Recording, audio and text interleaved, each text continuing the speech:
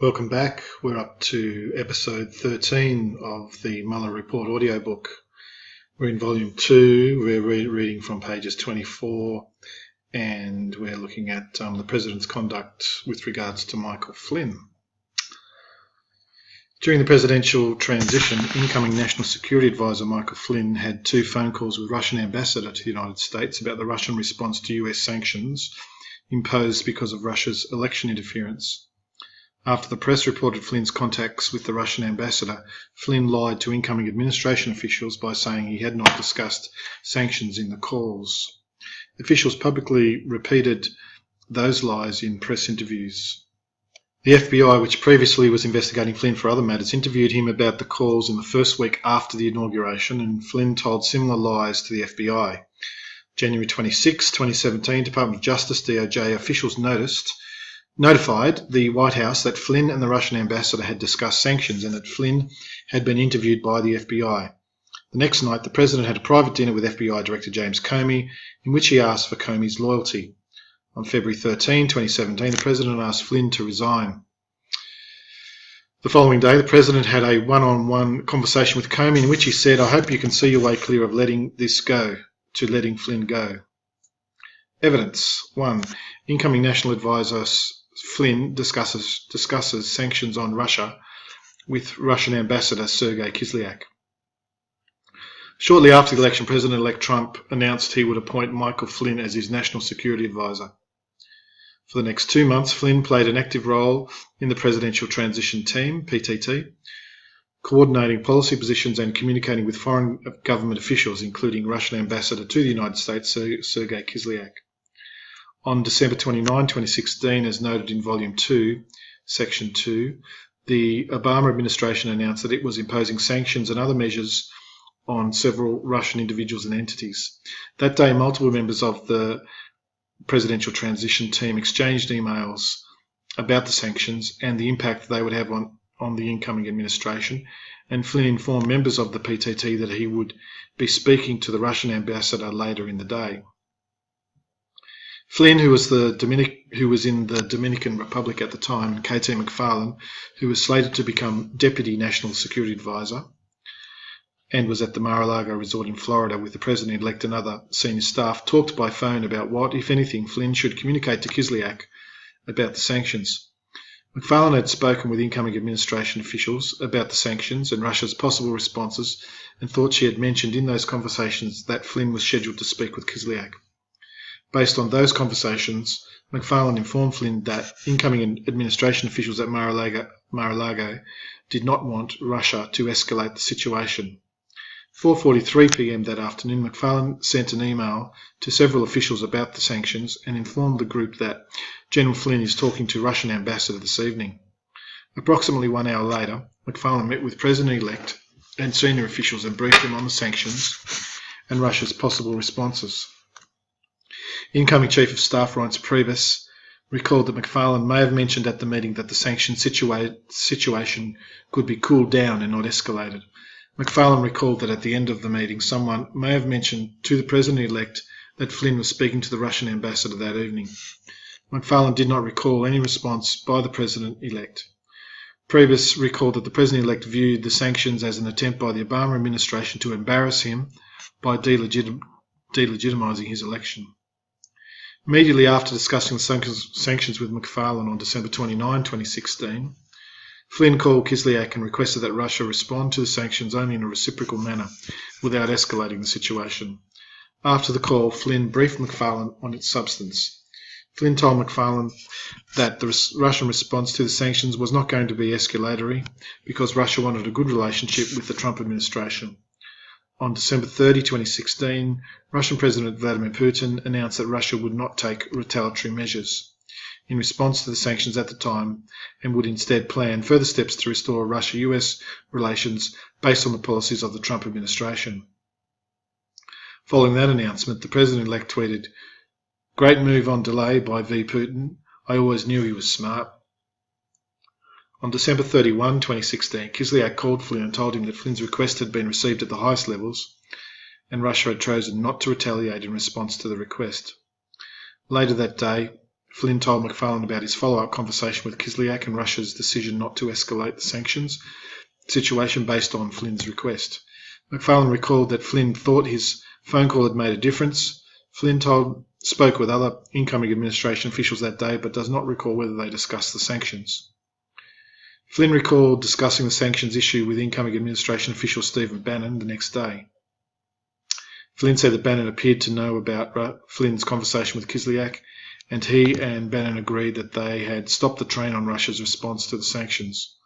On January 3, 2017, Flynn saw the president-elect in person and thought they discussed the Russian reaction to the sanctions, but Flynn did not have a specific recollection of telling the president-elect about the substance of his calls with Kislyak. Members of the intelligence community were surprised by Russia's decision not to retaliate in response to the sanctions. When analysing Russia's response, they became aware of Flynn's discussion of sanctions with Kislyak. Previously, the FBI had opened an investigation of Flynn based on his relationship with the Russian government. Flynn's contacts with Kislyak became a key component of that investigation. President-elect Trump is briefed on the intelligence community's assessment of Russian interference in the election, and Congress opens election interference investigations. On January 6, 2017, as noted in Volume 2, Section 2, intelligence officials briefed President-elect Trump and the incoming administration on the intelligence community's assessment that Russia had interfered with the 2016 presidential election. When the briefing concluded, Comey spoke with the President-elect privately to brief him on unverified, personally sensitive allegations compiled by Steele. According to a memorandum Comey drafted immediately after their private discussion, the President-elect began the meeting by telling Comey he had conducted himself honourably over the prior year and had a great reputation. The President-elect stated that he thought highly of Comey, looked forward to working with him, and hoped that he planned to stay on as FBI director. Comey responded that he intended to continue serving in that role. Comey then briefed the President-elect on the sensitive material in the Steele reporting. Comey recalled the President-elect seemed defensive, so Comey decided to assure him the FBI was not investigating him personally. Comey recalled he did not want the President-elect to think of the conversation as a J. Edgar Hoover move. Just having a looking at the extensive footnotes here.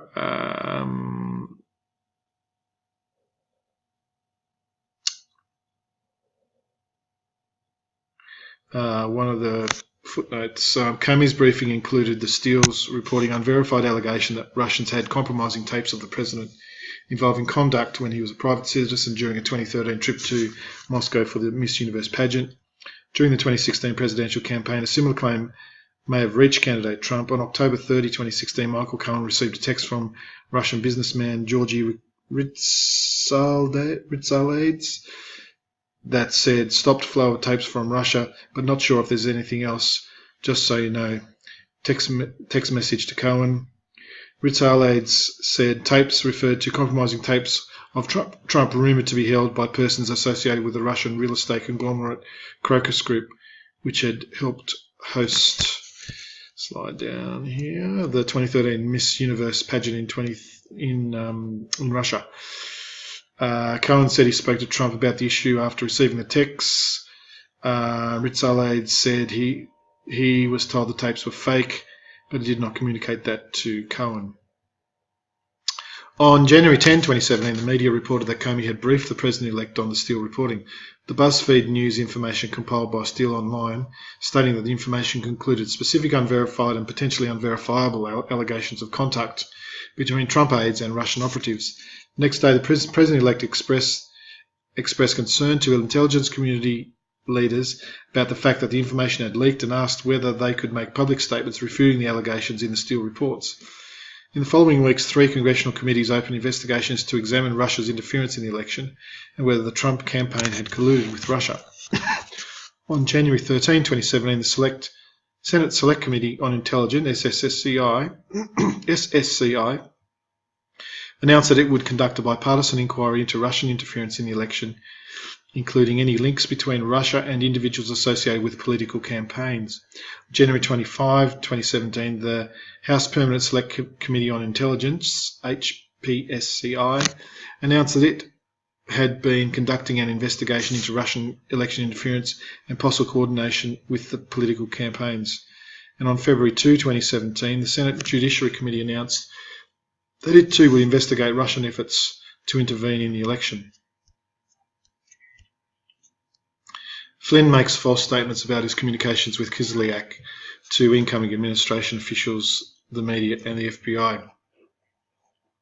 On January 12, 2017, the Washington Post columnist reported that Flynn and Kislyak communicated on the day that Obama administration announced the Russia sanctions.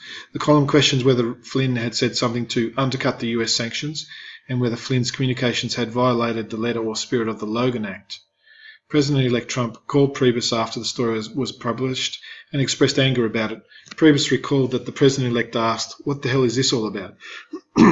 Priebus called Flynn and told him that the president-elect was angry and that the reporting on Flynn's conversations with Kislyak. Flynn recalled that he felt a lot of pressure because Priebus had spoken to the boss and said Flynn needed to kill the story. Flynn directed McFarlane to call the Washington Post columnist and inform him that no discussions of sanctions had occurred. McFarlane recalled that Flynn said words to the effect, "I want to kill the story." McFarlane made the call as Flynn requested, although she knew she was providing false information, and the Washington Post updated the column to reflect that a Trump official had denied that Flynn and Kislyak discussed sanctions. When Priebus and other incoming administration officials questioned Flynn internally about the Washington Post column, Flynn maintained that he had not discussed sanctions with Kislyak. Flynn repeated that claim to Vice President-elect Michael Pence and to incoming Press Secretary Sean Spicer.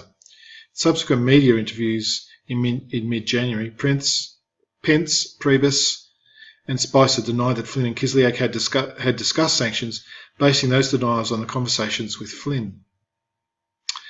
Just a reference to the Logan Act. The Logan Act makes it a crime for any citizen of the United States, wherever he may be, to, without authority of the United States, directly or indirectly commence or carry on any correspondence or intercourse with any foreign government or any officer or agent thereof in relation to any disputes or controversies with the United States, or to defeat the measures of the United States. The public statements of incoming administration officials denying that Flynn and Kislyak had discussed sanctions alarmed senior DOJ officials who were aware that the statements were not true.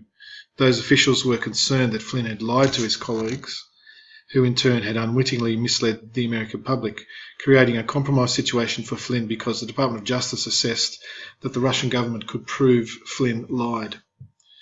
The FBI investigative team also believed that Flynn's calls with Kislyak and subsequent denials about discussing sanctions raised potential Logan Act issues and were relevant to the FBI's broader Russian investigation.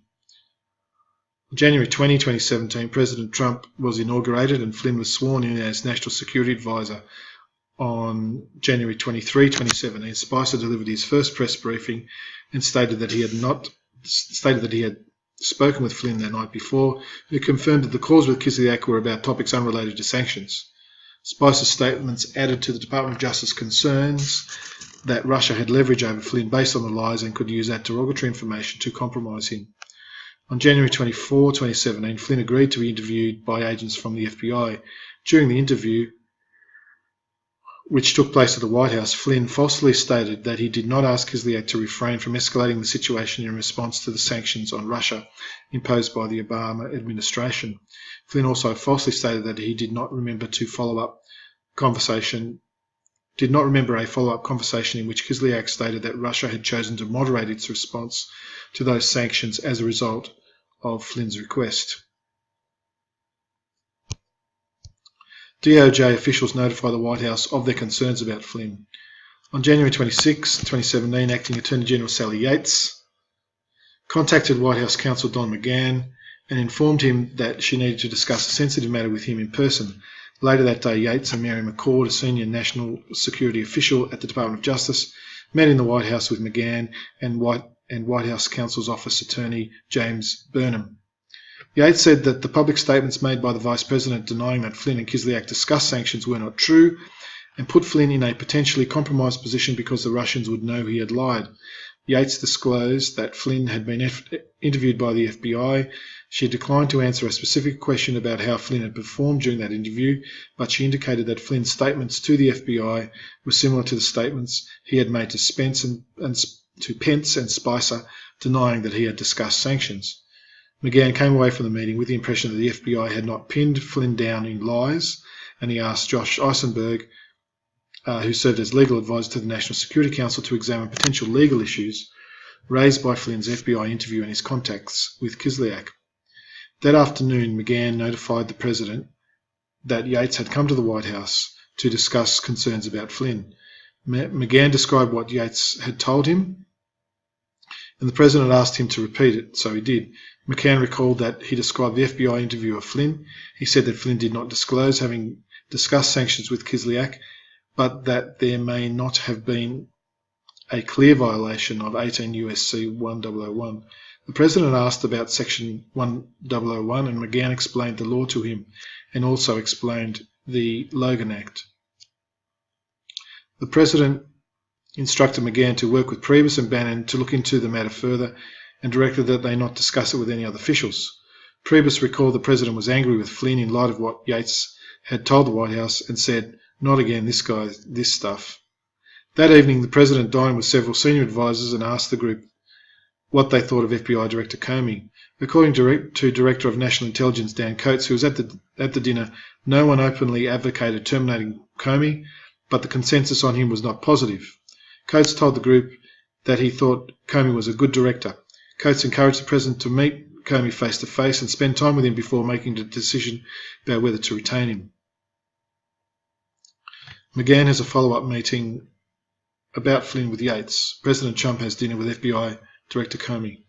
Next day, January 27, 2017, McGahn and Eisenberg discussed the results of Eisenberg's initial legal research into Flynn's conduct, and specifically whether Flynn may have violated the Espionage Act, the Logan Act, or 18 U.S.C. 1001. Based on his preliminary research, Eisenberg informed McGahn that there was a possibility that Flynn had violated 18 U.S.C. and the Logan Act. Eisenberg noted that the United States had never successfully prosecuted an individual under the Logan Act, and that Flynn could have possible defences, and told McGahn that he believed it was unlikely that a prosecutor would pursue a Logan Act charge under the circumstances. And in the footnote here, Priebus, several witnesses said the President was unhappy with Flynn for other reasons at this time. Bannon said that Flynn's standing with the President was not good by December 2016. The President-elect had concerns about President Obama, had warned him about Flynn shortly after the election. President Obama's comment sat with President-elect Trump more than Hicks expected. Priebus said that the President had become unhappy with Flynn even before the story of his calls with Kislyak broke, and he had become so upset with Flynn that he would not look at him during intelligence briefings. Hicks said that President thought Flynn had bad judgment and was angered by tweets sent by Flynn and his son, and she described Flynn as being on thin ice. That same morning, McGahn asked Yates to return to the White House to discuss Flynn again. In the second meeting, McGahn expressed doubts that the Department of Justice would bring a Logan Act prosecution against Flynn, but stated that the White House did not want to take action. They would interfere with an ongoing FBI investigation of Flynn. Yates responded that the Department of Justice had notified the White House so that he could take action in responding to the information provided. McGahn ended the meeting by asking Yates for access to the underlying information the Department of Justice possessed pertaining to Flynn's discussions with Kislyak. Also on January 27, the President called FBI Director Comey and invited him to dinner that evening. Priebus recalled that before the dinner he told the President something like, "Don't talk about Russia, whatever you do." And the President promised he would not talk about Russia at the dinner. McGahn had previously advised the President that he should not communicate directly with the Department of Justice to avoid the perception or reality of political interference in law enforcement. When Bannon learned about the President's planned dinner with Comey, he suggested that he or Priebus should also attend, but the President stated he wanted to dine with Comey alone. Comey said that when he arrived for the dinner that evening, he was surprised and concerned that no one else had been invited.